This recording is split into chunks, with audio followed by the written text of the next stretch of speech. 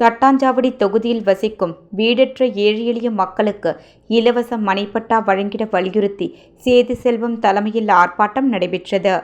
புதுச்சேரி தட்டாஞ்சாவடி தொகுதியில் வசித்து வரும் வீடற்ற ஏழை எளிய மக்கள் வாடகை வீட்டில் வசித்து வருகிறார்கள்.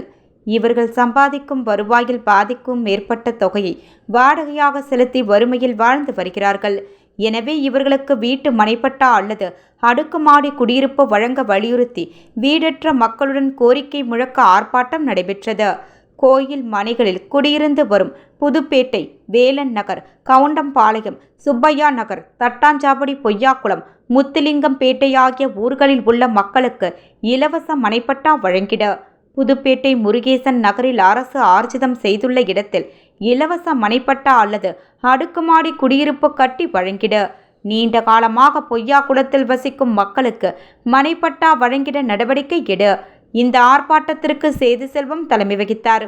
மேலும் ஆர்ப்பாட்டத்தில் பகுதி பொறுப்பாளர்கள் புதுப்பேட்டை முருகன், முத்துராமன், ரமேஷ் முருகன், மாரிமுத்து, சண்முகம், மாரியப்பன், நேரு பாஸ்கர், நாகராஜ், மணிவண்ணன் பாஸ்கர் ஆகியோர் கலந்து கொண்டனர்.